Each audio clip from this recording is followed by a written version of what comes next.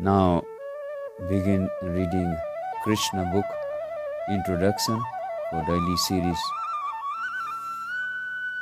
Introduction, Krsna Book by HG Bhaktivedanta Swami Srila Prabhupada. Prabhupada ki jai. Krishna Krishna Krishna Krishna Krishna Krishna Krishna hai. Krishna Krishna Krishna Krishna Krishna Krishna Krishna hai. Krishna Krishna Krishna Krishna Krishna Krishna Raksamam. Krishna Krishna Krishna Krishna Krishna Krishna Pahimam.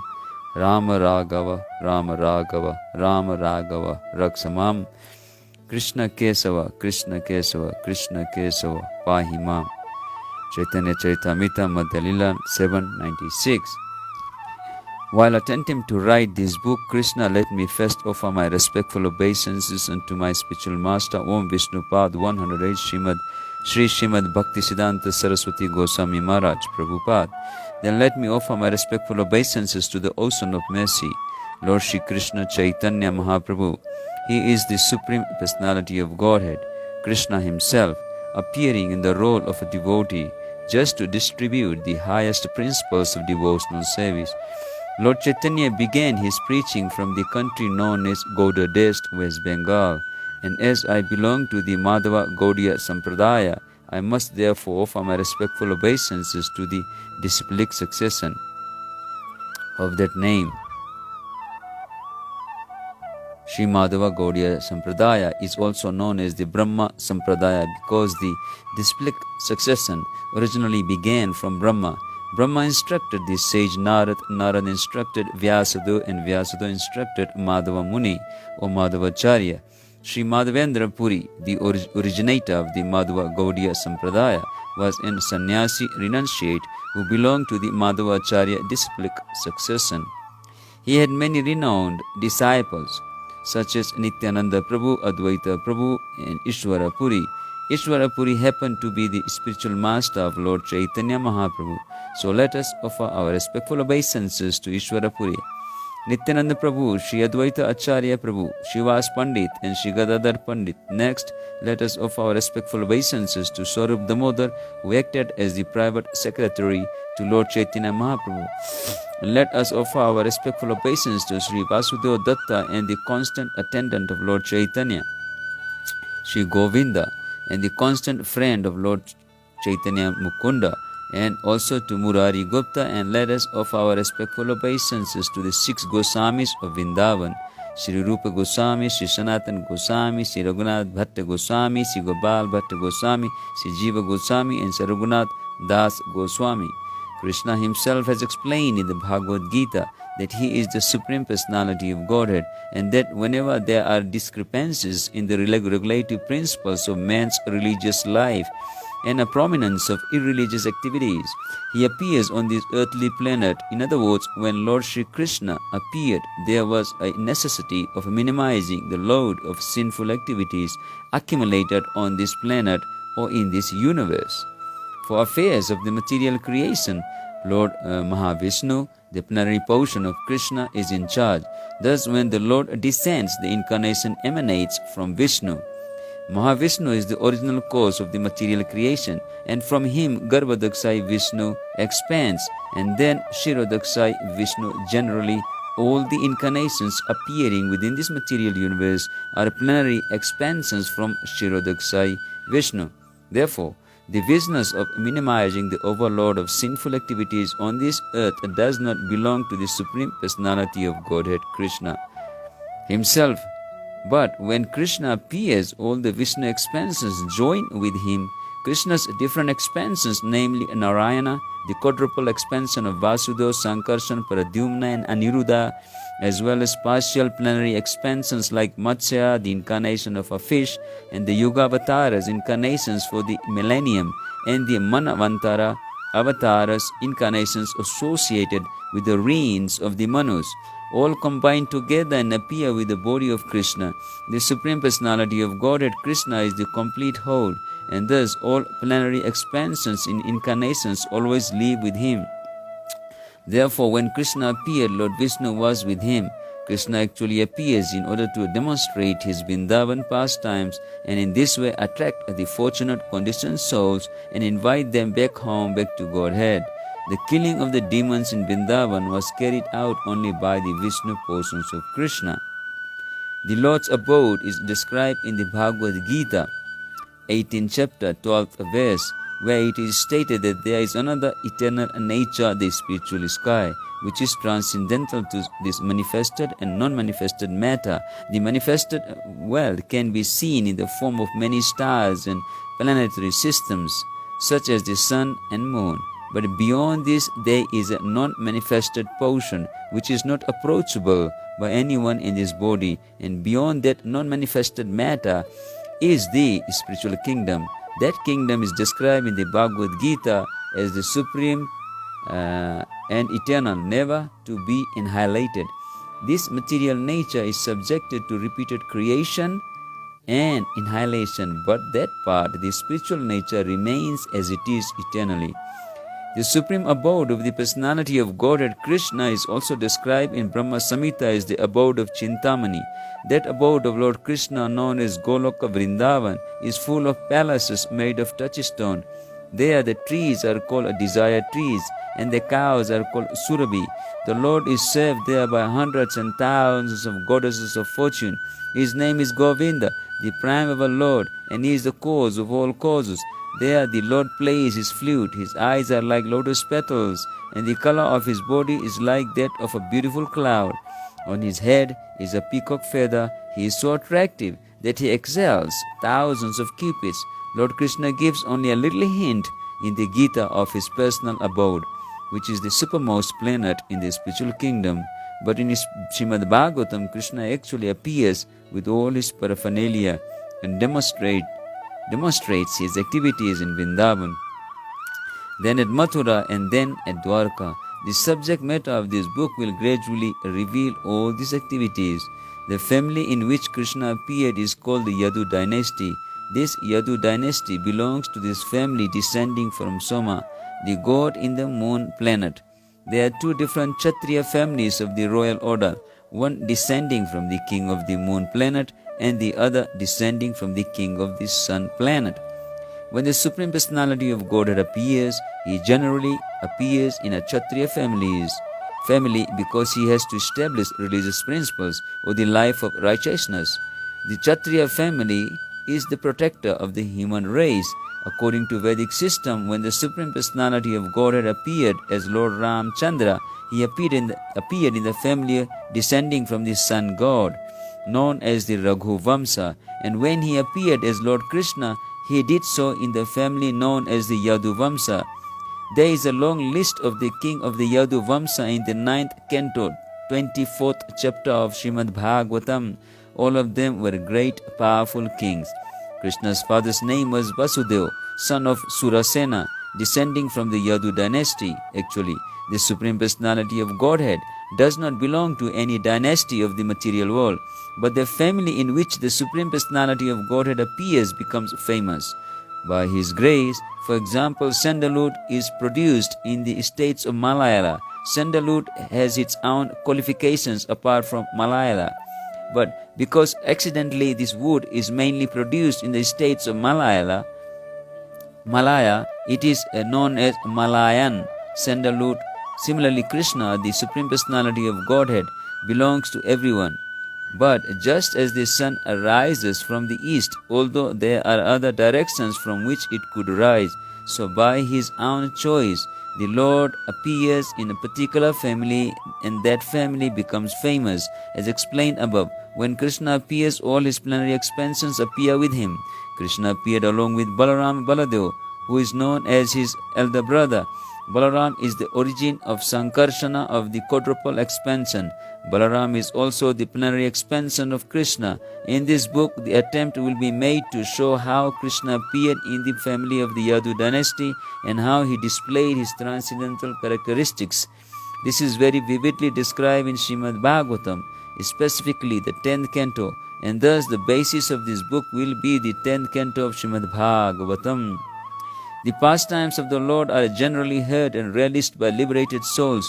Those who are conditioned souls are interested in reading stories of the material activities of some common man. Although similar narrations describing the transcendental activities of the Lord are found in Srimad Bhagavatam and other Puranas, the conditioned souls still prefer to study ordinary narrations. They are not so interested in studying the narrations of the pastimes of the Lord Krishna, and yet the descriptions of the pastimes of Lord Krishna are so attractive that they are relishable for all classes of men.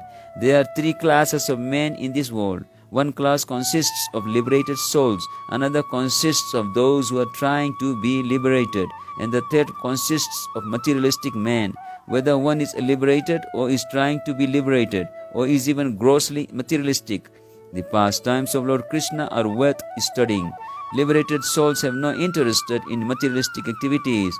The impersonalist theory that after liberation one becomes inactive and need not hear anything does not prove that a liberated person is actually inactive. A living soul cannot be inactive. He is active either in the conditioned state or in a liberated state. A diseased person, for example, is also active, but his activities are all painful. The same person, when freed from the disease condition, is still active, but in the healthy condition, the activities are full of pleasure. Similarly, the impersonalists only seek to get free from the disease condition activities, but they have no information of activities in the healthy condition. Those who are actually liberated and in full knowledge take to hearing the activities of Krishna. Such engagement is pure spiritual activity. It is essential for persons who are actually liberated to hear about the pastimes of Krishna. This is the supreme relishable subject matter for one in the liberated state. Also, if persons who are trying to be liberated hear such narrations as the Bhagavad Gita and Srimad Bhagavatam, then the path of liberation becomes very clear. The Bhagavad Gita is the preliminary study of Srimad Bhagavatam. By studying the Gita, one becomes fully conscious of the position of Lord Krishna. And when he is situated at the lotus feet of Krishna, he understands the narrations of Krishna as described in Srimad Bhagavatam. Lord Chaitanya has therefore advised his followers that their business is to propagate Krishna Katha. Krishna Katha means narrations about Krishna. There are two Krishna Kathas, narrations spoken by Krishna and narrations spoken about Krishna. The Bhagavad Gita is the narration or the philosophy on the science of God spoken by Krishna himself. Srimad Bhagavatam is the narration about the activities and transcendental pastimes of Krishna. Both are Krishna Katha. It is the order of Lord Chaitanya that Krishna Katha should be spread all over the world. Because if the conditioned souls are suffering under the pangs of material existence take to Krishna Katha, then their path of liberation will be open and clear. The purpose of presenting this book is primarily to induce people to understand Krishna or Krishna Katha, because thereby they can become freed from material bondage. The Krishna Katha will also be very much appealing to the most materialistic persons, because Krishna's pastimes with the gopis, cowherd girls, are exactly like the loving affairs between young girls and boys within this material world. Actually, the sex feeling found in the human society is not unnatural, because the same sex feeling is there in the original personality of Godhead. The pleasure potency is called Srimati Radharani. The attraction of loving affairs on the basis of sex feeling is the original feature of the Supreme Personality of Godhead. And we, the conditioned souls, being part and parcels of the Supreme, have such feelings also, but they are experienced within a perverted, minute condition. Therefore, when those who are after sex life in this material world hear about Krishna's pastimes with the gopis, they will relish transcendental pleasure. Although it appears to be materialistic, the advantage will be that they will gradually be elevated to the spiritual platform.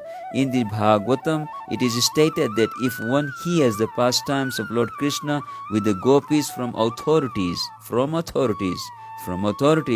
will submissive, then he will be promoted to the platform of transcendental loving service to the Lord. And the materialistic disease of lust within his heart will be completely vanquished. In other words, such hearing will counteract material sex life. This book, Krishna, which is filled with Krishna Katha, will thus appeal equally to the liberated souls and to the persons who are trying to be liberated, as well as to the gross conditioned materialists. According to the statement of Maharaj Parikshit, who heard about Krishna from Sukadeva Goswami, Krishna Katha is equally applicable to every human being, whatever condition of life he is in. Surely everyone will appreciate it to the highest magnitude. But Maharaj Parikshit also warned that persons who are simply engaged in killing animals and in killing themselves may not be very much attracted to Krishna Katha. In other words, ordinary persons who are following the regulative moral principles of scriptures, no matter in what condition they are found, will certainly be attracted, but not persons who are killing themselves. The exact word used in Srimad Bhagavatam is pasukanaha, which means one who is killing animals or killing himself. Persons who are not self-realized and who are not interested in spiritual realization are killing themselves. They are committing suicide because this human form of life is especially meant for self-realization. By neglecting this important part of activities, one simply wastes his time like the animals. So he is a pasu gnaha. The other meaning of the word refers to those who are actually killing animals. This means persons who are animal eaters, even dog eaters, for they are all engaged in killing animals in so many ways, such as hunting and opening slaughterhouses. Such persons cannot be interested in Krishna Katha. King Parikshit was especially interested in hearing Krishna Katha because he knew that his forefathers, particularly his grandfather Arjuna, were victorious in the great battle of Kurukshetra. Only because of Krishna, we may also take this material world as a battlefield of Kurukshetra. Everyone is struggling hard for existence in this battlefield, and at every step there is danger. According to Maharaj Parikshit, the battlefield of Kurukshetra was just like a vast ocean full of dangerous animals. His grandfather Arjuna had to fight with such great heroes as Bhishma, Drona, Karna, and many others who were not ordinary fighters. Such warriors have been compared to the Timingila fish in the ocean. This Timingila fish can very easily swallow up big whales. The great fighters on the battlefield of Kurukshetra could swallow many Arjunas very easily, but simply due to Krishna's mercy, Arjuna was able to kill all of them. Just as one can cross with no exertion over the little bit of water contained in the hoof prints of a calf, so Arjuna, by the grace of Krishna, was able to very easily jump over the ocean of the battle of Kurukshetra. Maharaj Parikshit very much appreciated Krishna's activities for many other reasons. Not only was his grandfather saved by Krishna, but he himself also saved by Krishna. By the end of the battle of Kurukshetra, all the members of the Kuru dynasty, both the sons and the grandsons on the side of Dhritarashtra and those on the side of the Pandavas, had died in the fighting except the 5 Pandava brothers. Everyone died on the battlefield of Kurukshetra. Maharaj Parikshit was at that time within the womb of his mother. His father, Abhimanyu, the son of Arjuna, also died on the battlefield of Kurukshetra, and so Maharaj Parikshit was posthumous child. When he was in the womb of his mother, a Brahmastra weapon was released by Ashwatthama to kill the child. When Parikshit Maharaj's mother Uttara approached Krishna, seeing the danger of abortion, entered her womb as the super soul. And saved Maharaj Parikshit. Krishna entered. Maharaj Parikshit's other name is Vishnu Ratha because he was saved by Lord Vishnu himself while still within the womb. Thus, everyone in any condition of life should be interested in hearing about Krishna and his activities because he is the Supreme Absolute Truth, the Personality of Godhead. He is all-pervading inside.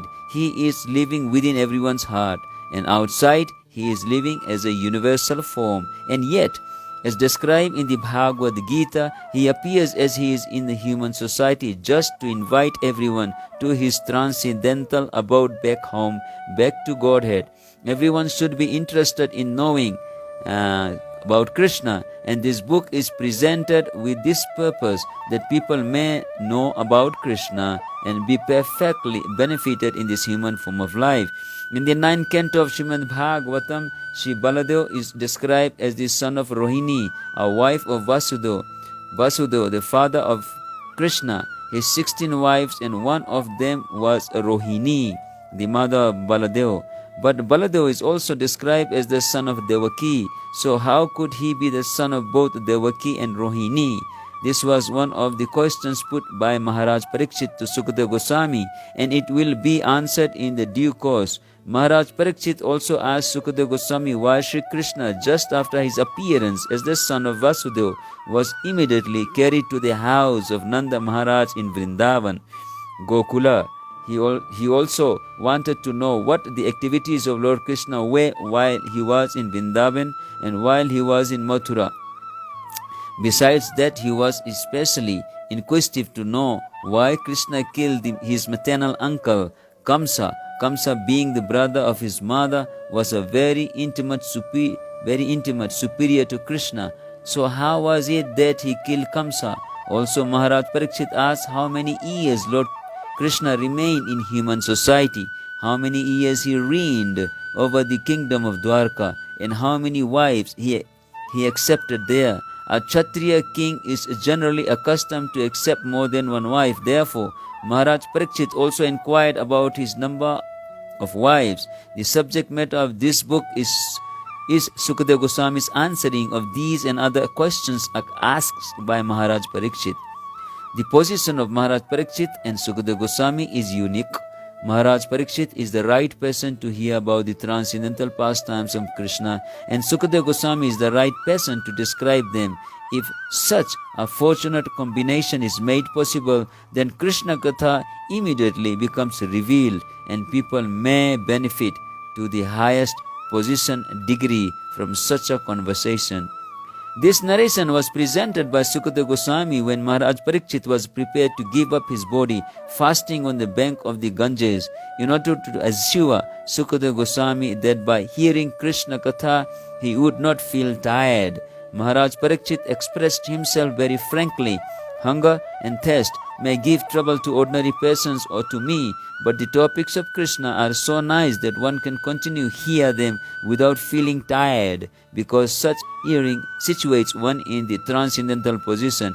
It is understood that one must be very fortunate to hear Krishna Katha as seriously as Maharaj Parikshit did. He was especially intent on the subject matter because he was expecting death at any moment. Every one of us should be conscious of death at every moment. This life is not at all assured. At any time, one can die. It does not matter whether one is a young man or an old man. So before death takes place, we must be fully Krishna conscious. At the point of his death, King Parikshit was hearing Srimad Bhagavatam from Sukadeva Goswami. When King Parikshit expressed his untiring desire to hear about Krishna, Sukadeva Goswami was very much pleased. Sukadeva was the greatest of all Bhagavata reciters, and thus he began to speak about Krishna's pastimes, which destroy all inauspiciousness in this age of Kali. Sukadeva Goswami thanked the king for his eagerness to hear about Krishna, and he encouraged him by saying, "My dear king, your intelligence is very keen because you are so eager to hear about the pastimes of Krishna." He informed Maharaj Parikshit that hearing and chanting the pastimes of Krishna are so auspicious that the processes purify the three varieties of men involved: he who recites the transcendental topics of Krishna, he who hears such topics, and he who inquires about him. These pastimes are just like the Ganges water which flows from the toe of Lord Vishnu. They purify the three worlds, the upper, middle and lower planetary systems. Chapter 1, Krsna Book, The Advent of Lord Krishna. Once the world was overburdened by the unnecessary defense force of different kings who were actually demons but were posing themselves as the royal order. At that time, the whole world became perturbed, and the predominating deity of this earth, known as Bhumi, went to see Lord Brahma to tell her calamities due to the demonic kings. Bhumi assumed the shape of a cow and presented herself before Lord Brahma with tears in her eyes. She was bereaved and was weeping just to invoke the Lord's compassion. She related the calamitous position of the earth, and after hearing this, Lord Brahma became much aggrieved, and he at once started for the ocean of milk where Lord Vishnu resides.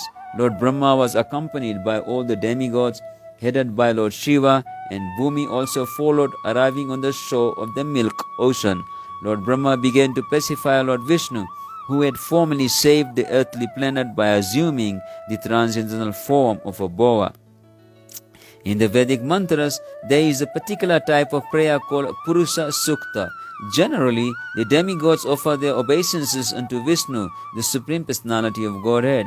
By chanting the Purusha Sukta, it is understood herein that the predominating deity of every planet can see the Supreme Lord of this universe, Brahma, whenever there is some disturbance on his planet, and Brahma can approach the Supreme Lord Vishnu not by seeing him directly, but by standing on the shore of the ocean of milk. There is a planet within this universe called Svetadvip, and on that planet there is an ocean of milk. It is understood from various Vedic literatures that just as there is the ocean of salt water on this planet, there are various kinds of oceans on other planets. Somewhere there is an ocean of milk, somewhere there is an ocean of oil, and somewhere there are oceans of liquor and of many other types of liquids. The Purusha Sukta is the standard prayer which the demigod recite to appease the Supreme Personality of Godhead, Shirodaksai Vishnu. Because he is lying on the ocean of milk, he is called Shirodaksai Vishnu. He is the form of the Supreme Personality of Godhead, through whom all the incarnations within this universe appear. After all the demigods offered the Purusha Sukta prayer to the Supreme Personality of Godhead, they apparently heard no response. Then Lord Brahma personally sat in meditation, and there was a message transmission from Lord Vishnu to Brahma. Brahma then broadcast the message to the demigods. That is the system of receiving Vedic knowledge. The Vedic knowledge is received first by Brahma from the Supreme Personality of Godhead through the medium of the heart. As is stated in the beginning of Srimad Bhagavatam, Tene Brahma Irida Adi Kavaye, the transcendental knowledge of the Vedas was transmitted to Lord Brahma through the heart. Here also in the same way, only Brahma could understand the message transmitted by Lord Vishnu, and he broadcast it to the demigods for their immediate action. The message was this: the Supreme Personality of Godhead would appear on the earth very soon along with his supreme powerful potencies, and as long as he remained on the earth planet to execute his mission of annihilating the demons and establishing the devotees, the demigods should also remain there to assist him. They should all immediately take birth in the family of the Yadu dynasty, wherein the Lord would also appear in due course of time. The Supreme Personality of Godhead himself, Krishna, would personally appear as the son of Vasudeva. Because his appearance, all the demigods, along with their wives, should appear in different pious families in the world, just to assist the Lord in executing his mission.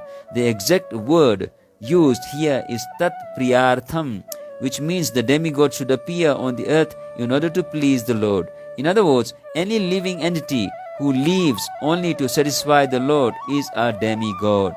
The demigods were further informed that Ananta, the plenary portion of Lord Krishna, who is maintaining the universal planets by extending his millions of hoods, would also appear on earth before Lord Krishna's appearance. They were also informed that the eternal potency of Vishnu Maya, with whom all the conditioned souls are enamored, would appear by the order of the Supreme Lord just to execute his purpose. After instructing and pacifying all the demigods as well as Bhumi with the sweet words, Lord Brahma, the father of all Prajapatis or progenitors of the universal population, departed for his own abode, the highest material planet called Brahma Loka. The leader of the Yadu dynasty, King Surasena, was ruling over the country known as Mathura, wherein lies the city of Mathura, as well as the district known as Surasena, which was named after him. On account of the rule of King Surasena, Mathura became the capital city of all the kings of the Yadus.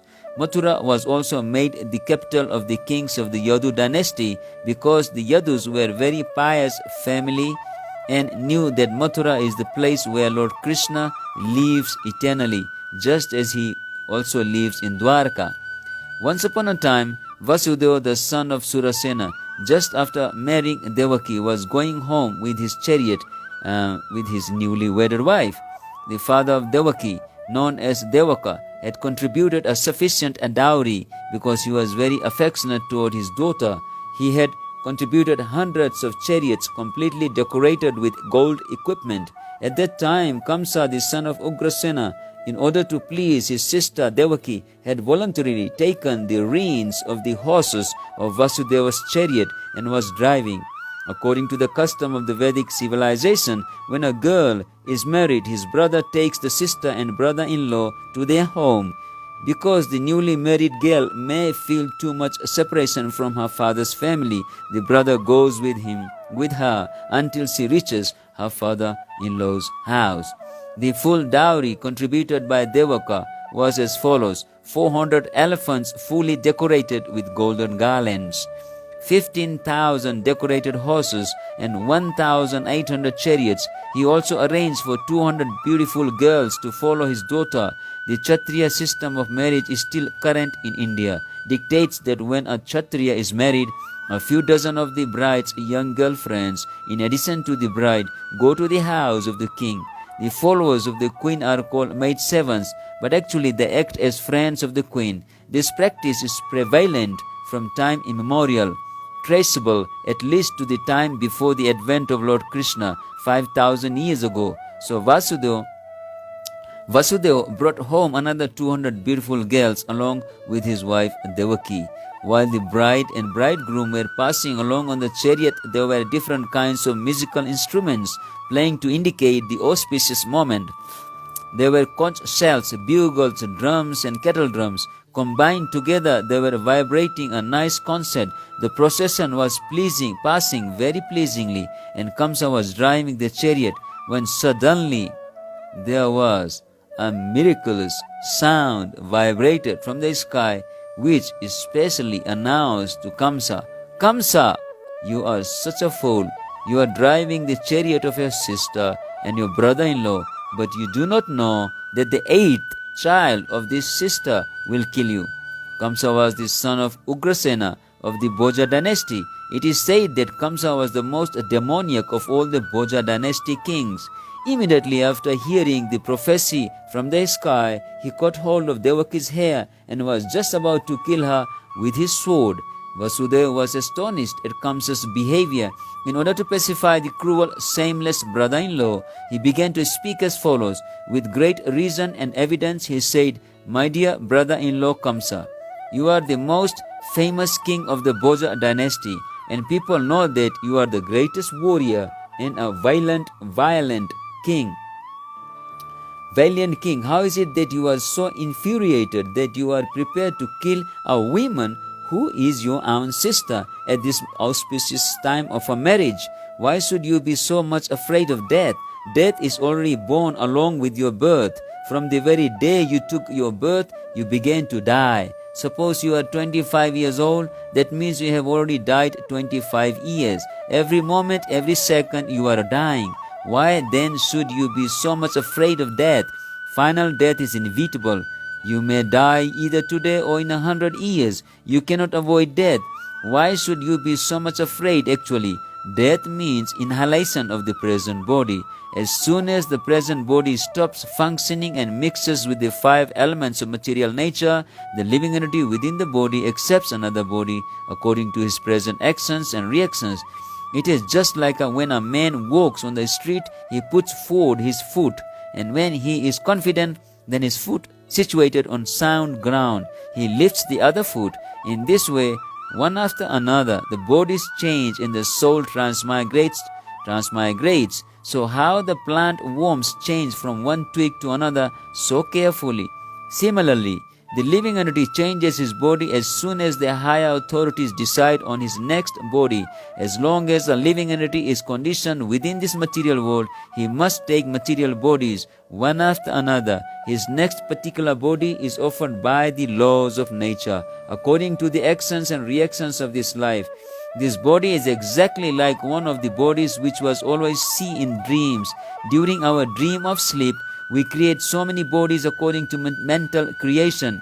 We have seen gold and we have also seen a mountain. So in a dream we can see a golden mountain by combining the two ideas. Sometimes in dreams we see that we have a body which is flying in the sky, and at the same time we completely forgot our present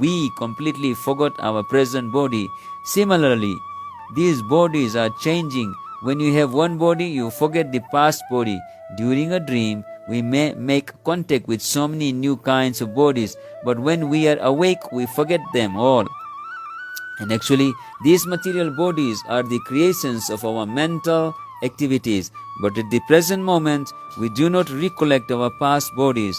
The nature of the mind is flickering. Sometimes it accepts, sometimes something, and immediately it rejects the same thing. Accepting and rejecting is the process of the mind in contact with 5 objects of sense gratification: form, taste, smell, sound and touch. In its speculative way, the mind comes in touch with the objects of sense gratification, and when the living entity desires a particular type of body, he gets it. Therefore, the body is an offering by the laws of material nature. The living entity accepts a body and comes out again into the material world to enjoy or suffer according to the constructions of the body. Unless we have a particular type of body, we cannot enjoy or suffer according to our mental proclivities inherited from the previous life. The particular type of body is actually offered to us according to our mental condition at the time of death. The luminous planets like the sun, moon, stars reflect themselves in different types of reservoirs like water, oil and ghee. The reflection moves according to the movement of the reservoir. The reflection of the moon is on the water, and the moon moving water makes the moon also appear to be moving, but actually the moon is not moving. Similarly, by mental concoction, the living entity attains different kind of bodies, although actually he has no connection with such bodies. But on account of illusion, being enchanted by the influence of Maya, the living entity thinks that he belongs to a particular type of body. That is the way of conditioned life. Suppose a living entity is now in a human form of body. He thinks that he belongs to the human community or a particular country or particular place. He identifies himself in that way and unnecessarily prepares for another body which is not required by him. Such desires and mental concoctions are the cause of different types of bodies. The covering influence of material nature is so strong that the living entity is satisfied in whatever body he gets, and he identifies with that body with great pleasure. Therefore, I beg to request you not to be overwhelmed by the dictation of your mind and body. Vasudeva thus requested Kamsa not to be envious of his newly married sister. One should not be envious of anyone, because envy is the cause of fear both in this world and in the next. When one is before Yamaraj, the Lord of punishment after death, Vasudeva appealed to Kamsa on behalf of Devaki, stating that she was his younger sister. He also appealed at an auspicious moment. At that time of marriage, a younger sister or brother is supposed to be protected as one's child. The position is overall so delicate. Vasudeva reasoned that if you kill her, it will go against your high reputation. In this way, Vasudeva tried to pacify Kamsa by good instruction as well as by philosophical discrimination. But Kamsa was not to be pacified because his association was demoniac. Because of his demoniac association, he was a demon. Although born in a very high royal family, a demon never cares for any good instruction. He is just like a determined thief. One can give him moral instruction, but it will not be effective. Similarly, those who are demoniac or atheistic by nature can hardly assimilate any good instruction. however authorized it may be. That is the difference between demigods and demons.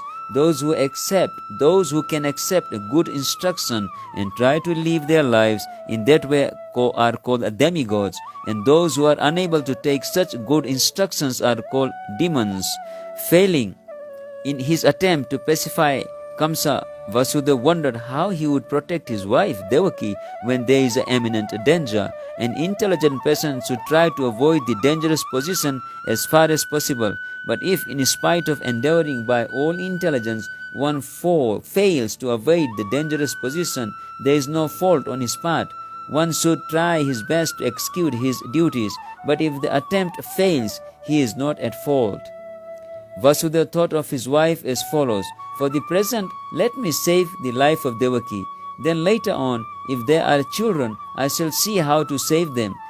He further thought, if in the future I get a child who can kill Kamsa, just as Kamsa is thinking, then both Devaki and the child will be saved, because the law of providence is inconceivable.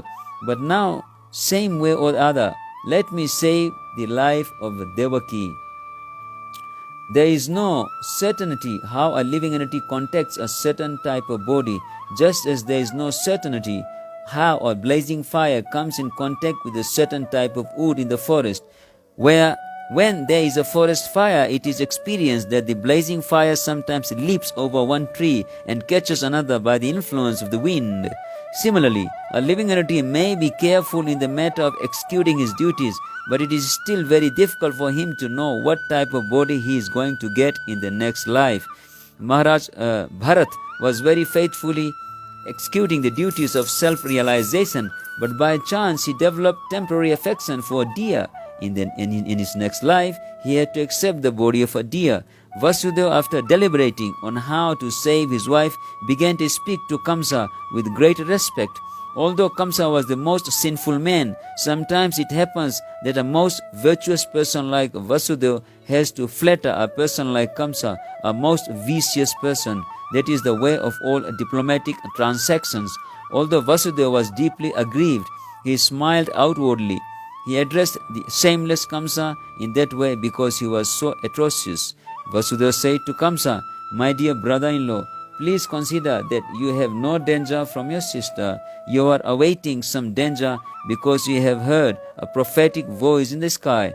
But the danger is to come from the sons of your sister who are not present now, and who knows, there may be or may not be sons in the future. Considering all this, you are safe for the present, nor is there cause for fear from your sister. If there are any sons born of her, I promise that I shall present all of them to you for necessary actions. Kamsa knew the value of Vasudeva's word of honor, and he was convinced by his argument. For the time being, he desisted from the heinous killing of his sister. Thus Vasudeva was pleased and praised the decision of Kamsa. In this way he returned to his home. Each year thereafter, in due course of time, Devaki gave birth to a child. Thus she gave birth to 8 male children. She gave birth to 8 male children as well as 1 daughter. When the first son was born, Vasudeva kept his word of honor and immediately brought the child before Kamsa. It is said that Vasudeva was very much elevated and famous for his word of honor, and he wanted to maintain this fame. Although it was very painful for Vasudeva to hand over the newly born child, Kamsa was very glad to receive him, but he became a little compassionate with the behavior of Vasudeva. This event is very exemplary for a great soul like Vasudeva. There is nothing considered to be painful in the course of discharging one's duty.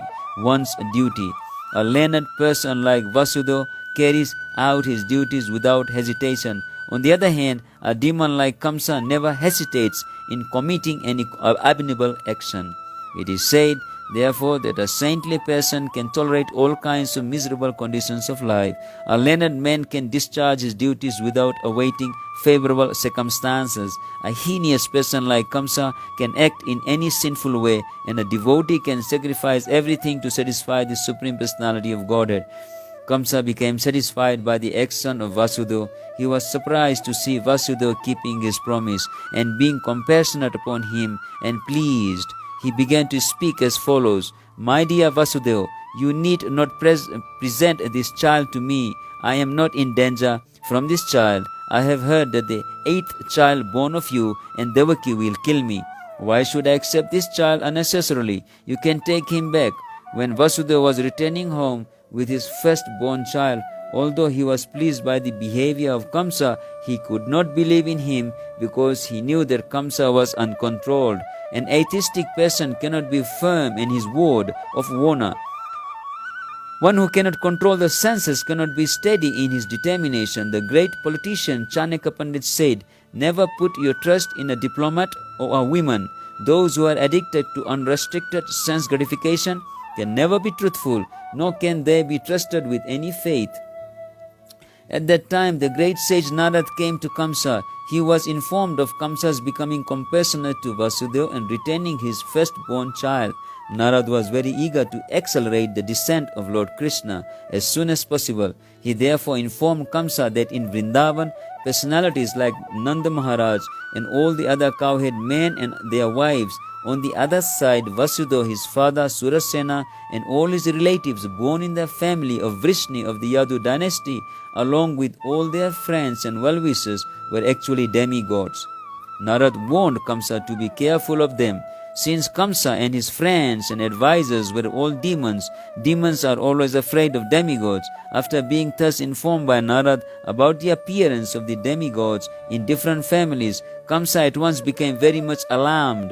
He understood that since the demigods had already appeared, Lord Vishnu must be coming soon. He at once arrested both his brother-in-law Vasudeva and Devaki and put them behind prison bars. Within the prison, shackled in iron chains, Vasudeva and Devaki gave birth to a male child year after year, and Kamsa, thinking each of them babies to be the incarnation of Vishnu, killed them one after another. He was particularly afraid of the 8th child, but after the visit of Narad, he came to the conclusion that any child might be Krishna. Therefore, it was better to kill all the babies who took birth from Devaki and Vasudeva. This action of Kamsa is not very difficult to understand. In the history of the world, there are many instances in the history of the world of persons in the royal order who have killed their father, brother, or whole family and friends for the satisfaction of their ambitions.